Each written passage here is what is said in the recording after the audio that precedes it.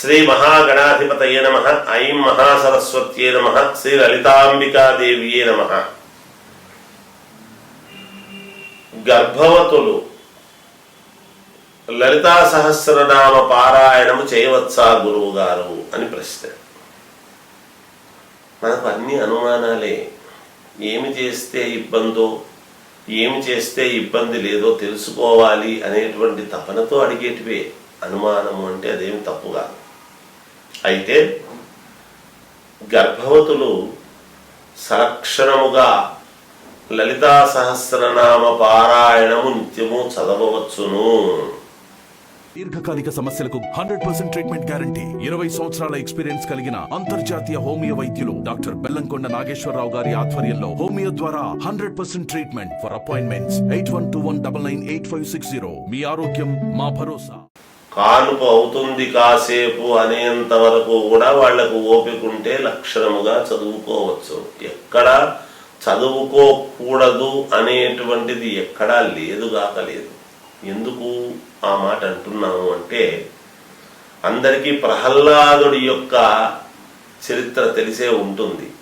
మరి గర్భములో ఉండంగానే మరి ఎలా అయితే విని అన్నీ కూడా ప్రహ్లాదుడు ఎంత మహనీయుడు అయినాడో, అలా గర్భములో ఉండేటువంటి శిశువుకు కూడా లలితా సహస్రనామ పారాయణము ఎప్పుడైతే మనము ఈ నామాలన్నీ చదువుకుంటూ ఆ తల్లి గట్టిగా చెప్పుకుంటూ ఉంటుందో, గట్టిగా చెప్పుకోనక్కర్లేదు, మనస్సులో మననము చేసుకుంటూ ఉన్నా కూడా శిశువుకు తెలుస్తుంది. ఎందుకంటే ఆమె గర్భంలో ఉండేటువంటి శిశువుకే కదా. కనుక తప్పకుండా ఆ శిశువు యశోవంతముగా తేజోవంతముగా రావటానికి అవకాశం ఏర్పడుతుంది రేపు పొద్దున లోకములోకి. కనుక ఎక్కడా కూడా గర్భవతులు చదవకూడదు, చెయ్యకూడదు అనేది ఏమీ లేదు. ఏదో ఊరికే పనికిరానివి అవి ఇవి చూస్తూ, ఏదో కాలహరణము చేస్తూ, ఏవేవో మాటలు మాట్లాడుతూ, ఏవో సినిమాలు చూస్తూ అలా కాలము వెళ్ళబుచ్చేటువంటి దానికంటే నిరంతరము కూడా. అందుకనే కొంతమంది డాక్టర్లు చూడండి, ఎప్పుడైతే గర్భవతులు మామూలుగా కానుపు అయ్యే ముందు వరకు కూడా, అయ్యే వరకు కూడా ఇంట్లో మంచి పిల్లల ఫోటోలు, మంచి బొమ్మల ఫోటోలు ఇట్లాంటివి ఏవో చూసేదానికి చూస్తుంటే మంచిది అనేటువంటి భావనతో పెట్టుకుని ఉంటారు. ఎందుకు? చూసే కొద్దీ మనస్సుకు అటువంటి పిల్లవాడినే మనసులో భావన చేసుకుంటే ఆ స్త్రీమూర్తి ఆ మనస్సుకు తగ్గట్టు లోపల రూపము, ఆకారము పొందుతుంది అని. అందుకనే కదా తన మనస్సంతా కూడా భర్త యందు ఉంటుంది. ఎప్పుడూ కూడా ఒక స్త్రీమూర్తి యొక్క మనస్సు ఎవరి మీద ఉంటుంది అంటే, ఈ కాన్పుకు కారణమయ్యేటువంటి భర్త మీద మనస్సు ఎక్కువగా నిమగ్నమై ఉంటుంది. అందుకనే చాలా మంది స్త్రీలు భర్త పోలికలతో కూడినటువంటి సంతానాన్ని పొందడానికి అవకాశం ఏర్పడుతూ ఉన్నది. భర్త లాంటి వాడినే పిల్లలను కంటారు. ఎలాగంటారంటే మనస్సులో చేసుకునేటువంటి భావన అంత గొప్పది. ఎప్పుడు అదే స్త్రీమూర్తి యొక్క ఔన్నత్యం మనం గ్రహించాల్సింది.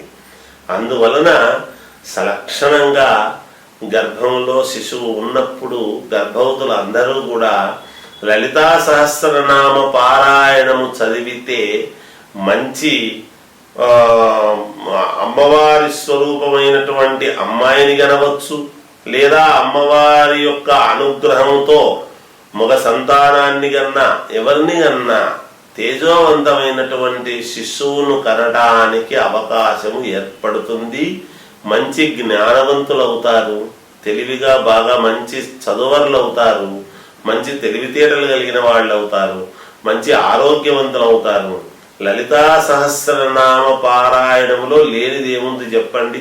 ఎన్నున్నాయో అన్ని కళలతో అంత పూర్ణత్వమైనటువంటి శిశువును కనడానికి అవకాశం ఉంటుంది గాక తప్పకుండా లలితా సహస్రనామ పారాయణం అనేటువంటిది గర్భవతులు ఖచ్చితంగా చదవవచ్చును.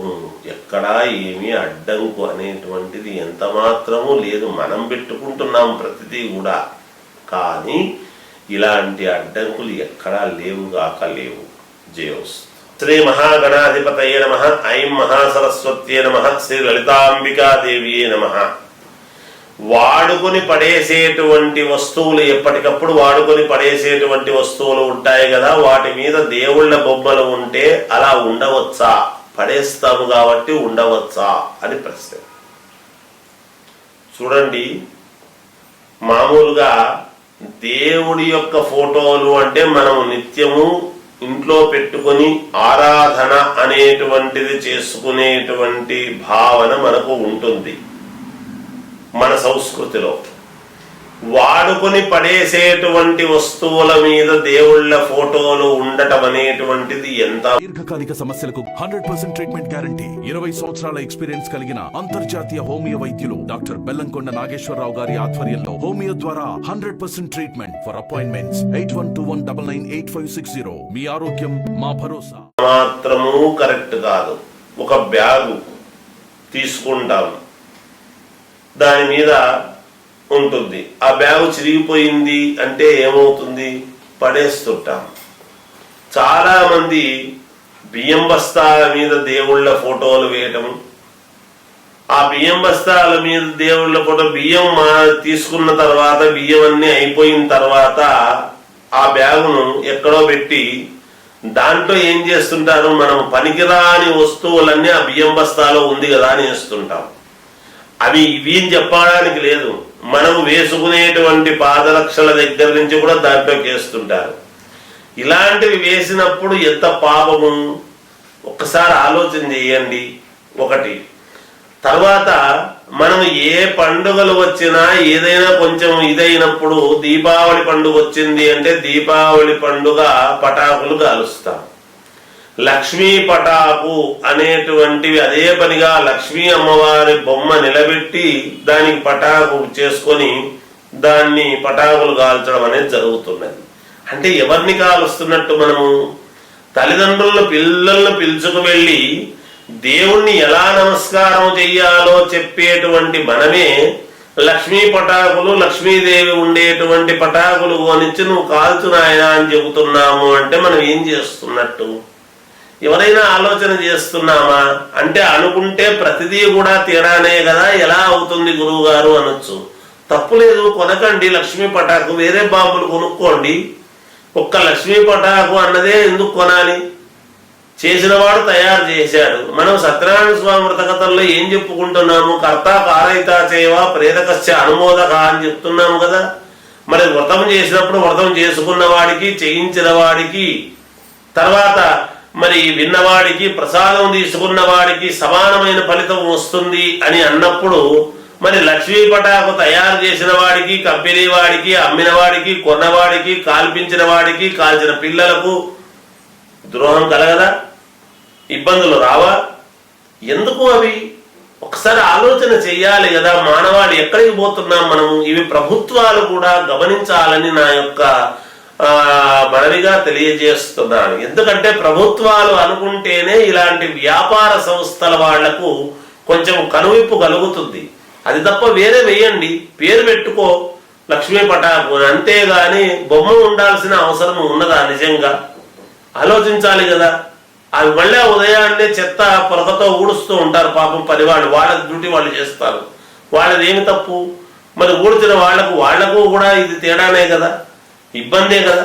పొద్దున్నే దాని మీద అందరూ కూడా చెడిపోయినటువంటి ఇవన్నీ కూడా కాలిపోయినటువంటి పేపర్ల మీద అంతా కూడా నడుస్తూ ఉంటాము చెప్పు కాళ్లతో. ఎవరికి పాపం? దేవుణ్ణి తొక్కినట్టు కాదా? ఏ విధముగా ఉండినా, ఎక్కడ ఉండినా దేవుడు దేవుడే కదా, అమ్మవారు అమ్మవారే కదా. ఇవన్నీ అవసరమా? మామూలుగా అడగడం ప్రశ్న ఒకటే, దాని యొక్క అంతరార్థము మూలాల్లోకి వెళితే చాలా పెద్దగా ఉంటుంది గాక, అది గమనించాలి మనం. అంతేగాని మసీదులు బొమ్మలు పెట్టి మరి నిజంగా చిచ్చుబుడ్లు కానీ, లేకపోతే శిలువ విగ్రహాలతో తయారు చేయబడినటువంటి పటాకులు కానీ వస్తున్నాయా? రావడం లేదే. అలా చేయడం లేదు ఎవరు? ఎందుకు? వాళ్లకు ఉన్నటువంటి ఇది మనకెందుకు లేకపోతున్నది? మనలో ఈ కట్టుబాటు ఎందుకు లేకుండా పోతున్నాయి? ఇవన్నీ ఆలోచన చేయాల్సింది ఎవరు? ప్రభుత్వాలు ముఖ్యంగా మేల్కొని ఇలాంటివి చెయ్యరాదు అనేటువంటివి ఎప్పుడైతే ఉంటుందో సర్వ మానవాళి కూడా దాన్ని అనుసరించేదానికి అవకాశం ఏర్పడుతుంది. అందువలన ప్రభుత్వాలు ఇలాంటి నిర్ణయాలు తీసుకొని ఆ మధ్య వేసుకునేటువంటి వస్త్రాల మీద దేవతల బొమ్మలు, క్యాలెండర్ తెచ్చుకుంటాం. ఈ సంవత్సరం క్యాలెండర్లో ఒక్కొక్క నెల ఒక్కొక్క దేవుడి ఫోటో వేస్తారు. ఆ క్యాలెండర్ మళ్ళీ ఏం చేస్తున్నాం? పడేస్తే చెత్తకుప్పలో పడేస్తున్నాం. ఏం చేస్తున్నాం దాన్ని? ఈ సంవత్సరం అయిపోయింది కదా ఇంకెందుకు అంటున్నాం. క్యాలెండర్లు తయారు చేసేవాళ్ళు కావచ్చు, ఎవరైనా తప్పే. ఒకసారి ఆలోచన చేసి అట్లాంటివి లేకుండా మామూలుగా వాడుకొని పడేసేటువంటి వాటి మీద ఇట్లాంటివి వేయకుండా చూడవలసింది అనేటువంటిది ఒక ఆలోచన అయినటువంటి విషయంగా అందరూ ఆలోచించాలని తెలియజేస్తున్నాము. కానీ ఎవ్వరి యందు మాకెందుకు ఈ ద్వేషం ఉంటుంది? ఎప్పుడూ ఉండదుగాక. మన ఇంట్లో ఒక పెళ్లి జరిగింది అంటే పెళ్లి పత్రికలు మిగిలితేనే ఎవరికన్నా ఇస్తే పడేస్తారేమో అని సంతోషించి బాధపడతాం. ఎందుకు అంటే దాంట్లో మన పిల్లల పేర్లు ఉంటాయి కదా, ఎక్కడంటే అక్కడ పడేస్తే ఎలా అనేటువంటి భావన ఉంటుందా ఉండదా? మరి ఉండాలి కదా. అలాంటిది దేవతా బొమ్మలు ఉండడంలో ఉంటే ఎలా మనం చేసుకోవాలి ఏమిటి అనేటువంటివి అందరూ కూడా తెలుసుకొని అలాంటి వాటికి దూరముగా ఉండి మీ అభ్యున్నతికి మీరు తోడ్పడతారని తెలియజేస్తూ జయోస్తు.